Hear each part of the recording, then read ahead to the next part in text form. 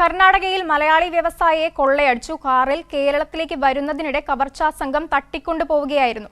20 ലക്ഷം രൂപയുടെ സ്വർണവും വിലപിടിപ്പുള്ള സാധനങ്ങളും കവർന്നതായി പരാതി.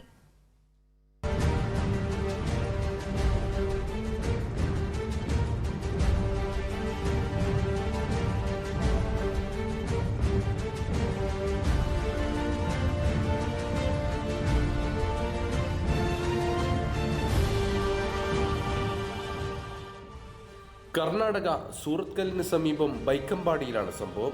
വ്യവസായിയായ പയ്യന്നൂർ സ്വദേശി വികാസും കുടുംബവുമാണ് കവർച്ചയ്ക്കിരയായത്.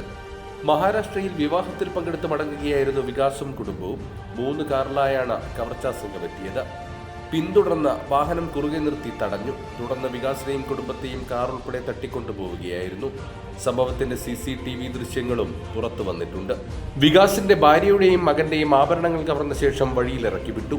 180 ഗ്രാം സ്വർണവും വാച്ച്, പേഴ്സ് ഉൾപ്പെടെ വിലപിടിപ്പുള്ള വസ്തുക്കളും നഷ്ടപ്പെട്ടു. വികാസ് പനമ്പൂർ പോലീസ് സ്റ്റേഷനിൽ പരാതി നൽകി. പോലീസ് അന്വേഷണം ആരംഭിച്ചിട്ടുണ്ട്. പ്രദേശത്ത് CCTV ദൃശ്യങ്ങളടക്കം പരിശോധിച്ച് ആദ്യം കവർച്ചാ സംഘം എത്തിയ വാഹനങ്ങൾ തിരിച്ചറിയാനുള്ള ശ്രമത്തിലാണ് പോലീസ്. കൈരളി ന്യൂസ്, കാസർഗോഡ്.